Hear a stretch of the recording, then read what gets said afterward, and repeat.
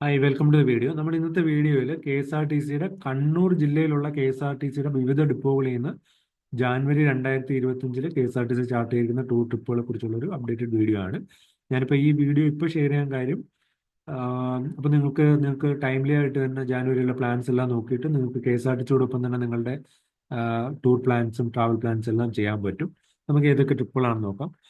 January 1 Kannur depot എന്ന് ഏതൊക്കെയാണെന്ന് നോക്കാം. ജാനുവരി 1 ജംഗിൾ സഫാരി വയനാട്, 3 മൂകാംബിക, 3 തന്നെ മൂന്നാറ്, വാഗമൺ വഴി Munnar, Gavi, Malakkappara പാക്കേജിലുണ്ട്.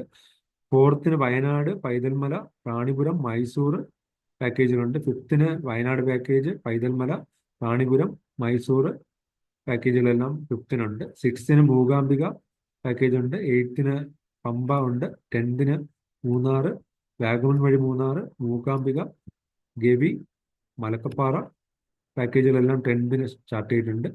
11 Nefertiti, jungle safari Wayanad, Wayanad package, Paithalmala package, Ranipuram package, Mysore package എല്ലാം 11 പ്ലാൻ ചെയ്തിട്ടുണ്ട്. 12 വയനാട്, പൈതൽമല, റാണിപുരം, മൈസൂർ പാക്കേജ്, ഇത്തരം പാക്കേജുകൾ 12 ഇനി 17 നോക്കുകയാണെങ്കിൽ മൂന്നാറ്, വാഗമൺ വഴി Munnar, Malakkappara package, Mookambika package, Velankanni package 17 18 Mysore package 18 19 ഉണ്ട്. 24 ഗവി, മലക്കപ്പാറയുണ്ട്, മൂകാംബികയുണ്ട്, മൂന്നാറുണ്ട്, വാഗമൺ വഴി മൂന്നാറുണ്ട്. 25 മൈസൂർ, 26 മൈസൂർ, 26 നെഫർട്ടിറ്റി, 31 മൂകാംബിക, മൂന്നാർ പാക്കേജ്, വാഗമൺ വഴി മൂന്നാർ പാക്കേജ്.